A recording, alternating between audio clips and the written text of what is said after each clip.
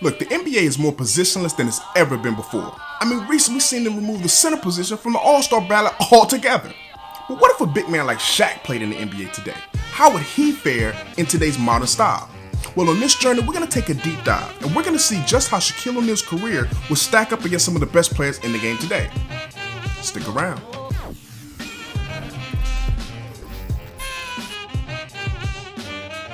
Alright, welcome back to Journey of a Ballaholic, the best talk show for basketball addicts. I'm your host, General Hannibal X. Now listen, if you're looking for passionate and in-depth analysis on the hottest NBA and college basketball topics, make sure you subscribe to the channel. And make sure you also tap that notification bell so that anytime I drop a new video, you'll get that update, which is every Monday and Friday at 6 p.m. Eastern Standard Time. Man, listen, growing up, Shaq was one of my favorite players in the entire NBA. I mean, everybody loves Shaq with his big life-size personality. I mean, his, all the one-liners, the nicknames. Like, everybody loves Shaq. And when he came to the Lakers, man, listen, it was a dream come true back in '96 for me. But let's go back to the beginning. Let's go back to where it all began for the Diesel. You gotta go back to Cole High School in Texas. You gotta remember, Shaq was a larger-than-life figure even in high school. So you gotta remember, Shaq was an absolute monster. He truly, even in high school, was a man playing with boys. Shaq averaged 30 points, 20 rebounds, led the Cole High School team to a 72-1 record and a state championship. 30 and 20 in high school? How you supposed to deal with that? The man went to college. Even at LSU, when you're playing against supposedly, mature young men, these guys were nothing compared to him. Guys like Christian Laettner and Larry Johnson, none of these guys can compete with Shaq at 7'1", 300 pounds. Shaq was raw when it came to his on-court skills. Shaq hadn't developed true go-to moves. He was just bigger and stronger than everybody else. Literally just moved people out of the way, dunked all over top of them. Even when he went to LSU, Shaq was a man playing with boys, for real. I mean, if you really break it down and look at what Shaq was, he had skill. Now, don't get me wrong. Shaquille O'Neal came with a lot of skill. But what he had was an athletic ability that truly the game had never seen, or at least we had not seen since Wilt Chamberlain. With the first pick in the 1992 NBA Draft, the Orlando Magic selects Shaquille O'Neal from Louisiana State University. Shaq took the Orlando Magic to the championship in like his second or third season. Man, listen, he ran up against a true great, an all-time great in Hakeem Olajuwon. But you can't knock Shaq for trying to carry this young Orlando team on his back, and that's literally what he tried to do. He came up a little short though, as he had to be schooled by the master, and that's what Hakeem did. Hakeem schooled Shaq. But Shaq learned. Shaq learned footwork. He learned patience. He learned, I gotta have more skill than just this athletic ability that I have. And that's when he took his game to the next level, especially once he came to the Lakers. Coming to the Lakers was one of the best things that Shaq could have ever done for him, because he had now a standard he had to live up to. It wasn't just about putting up enormous stats. Like, Shaq was giving you all the stats you would want. I mean, the man led the league in scoring at Orlando. But you gotta remember, he kept hearing the same thing over and over and over. Kareem said it to him, and it was one of the things that truly hurt Shaq back in those days. Kareem said, listen, all those stats are great, but if you're not winning, what does it really matter? Just imagine somebody like Draymond Green. Just imagine somebody like Rudy Gobert, as great as a defender as he is. Imagine somebody as skinny as that trying to guard Shaq. Look at what he's doing to these grown men. He's literally putting these guys on posters left and right. Like, come on. Okay, think about this for a second. All right, think about this for a second. Marc Gasol just won the NBA championship. Imagine Marc Gasol trying to guard Shaquille O'Neal. Oh, it would get ugly. It would get so ugly. It would start to look like Todd McCullough from the Nets. It would look like Dikembe Mutombo from the 76ers. He would make these guys look like Rick Smits from the Pacers in those finals. Remember the numbers that Shaq was putting up? Putting up 30 and 20 and 40 and 15. Like, he was having insane games. Those are the types of numbers I think Shaq would be putting up. I could easily see Shaq averaging 35 to 40 points. Say that again. I think Shaq would easily average 35 to 40 points per game while still being able to give you 13, 14, 15 rebounds a game, while still being able to give you 4, 5, or even 6 assists a game, as well as those 2 to 3 blocks.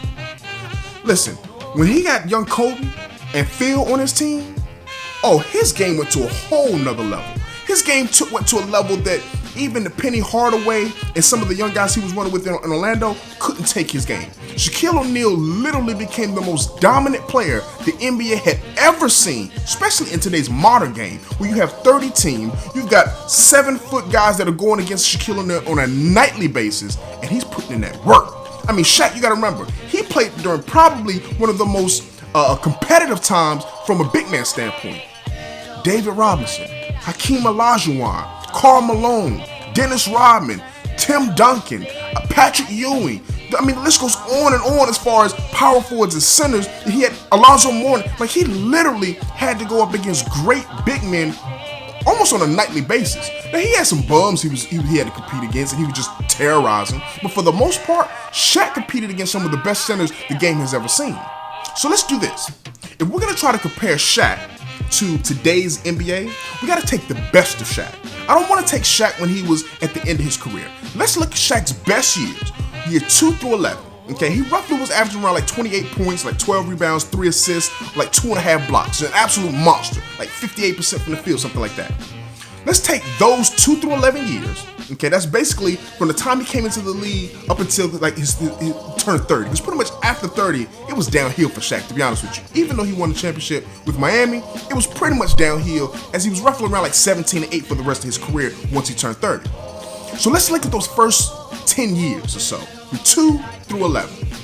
Take that Shaq. To me, that's one of the most dominant players the game has ever seen, was that Shaq. Take the Shaquille O'Neal specifically from the year 2000. This is the year that the only other person, mind you, the only other person in NBA history to ever put up these numbers or these accomplishments was Michael Jordan, the GOAT. And those accomplishments are Finals MVP, he won regular season MVP, Shaq won All-Star MVP, Shaq was first team All-NBA, Shaq was an all-star, and he led the league in scoring. Listen, to do all of that in one season, the same season, man, that's tough, man.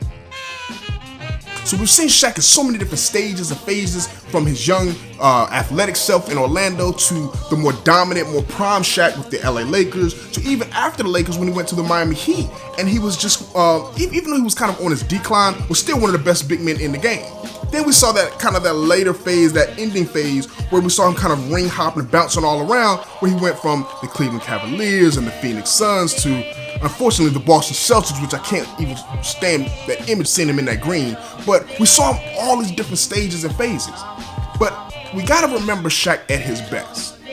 Let's try to get rid of all of the rest and just remember Shaq at his best. And that was those 3 years, 2000, 2001, 2002 Shaq. Specifically, the final Shaq. Like, that's what he took his game to a whole nother level. And, you know, as a Laker fan and as a Kobe fan, you know, I hate hearing how Shaq carried Kobe and Kobe rode Shaq's coattail. I know this is a topic for another day, but I can't talk Shaq without talking Kobe and talking Phil. Kobe was immense in Shaq's success. Mind you, Shaq is one of the greatest finishers the game has ever seen, but Shaq needed somebody to set him up.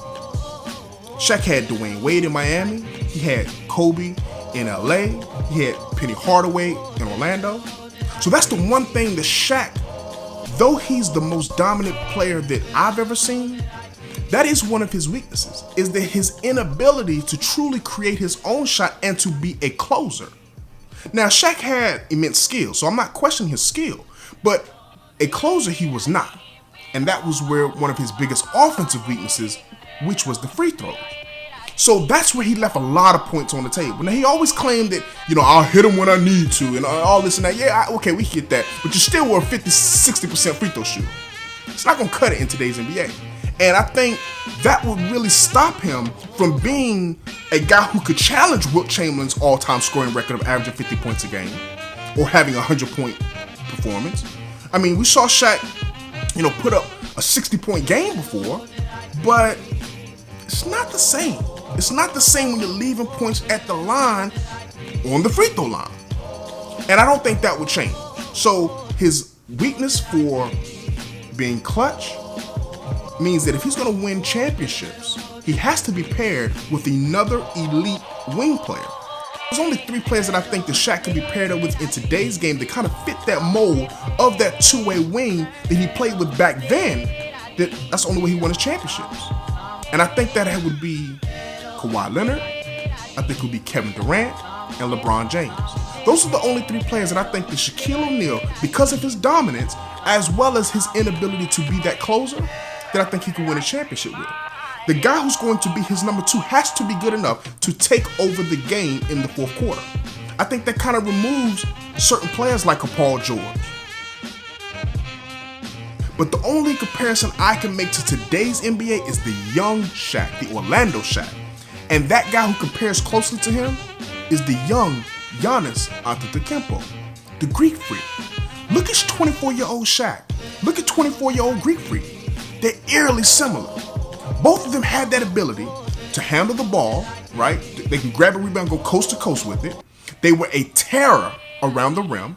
They didn't have that outside jump shot, but they were an absolute problem at grabbing a ball, going back up with it, catching it on the post, spinning, drop stepping, taking 1 or 2 dribbles and just going up over top of the defense. Very similar. Very similar. Now, advantages kind of go one way or the other, but at the end of the day, I think the Greek Freak, especially on the elevation he's on, the ascension that he's at where his game is just continuously getting better year after year after year, he's something scary. He's something to watch out for, because I think if he takes that next step, which is adding that jump shot, which is something that Shaq never did, we could see the Greek Freak go to a level that we've never seen any player go to. He has that potential. But as of today, the Greek Freak, the 24-year-old Greek Freak, is the closest thing that I can look at to say a player that truly reminds me of a young Shaquille O'Neal. So this episode here is going to be the first part of the What If series. Now, the What If series is where I break down guys who played in past eras and or guys who got injured and see how they would play if they played in the game today. But as always, thank you for subscribing. Make sure that if you haven't, that you hit that subscribe button now, tap that like button, and hit that notification bell so that you can stay updated with the journey of a ballaholic.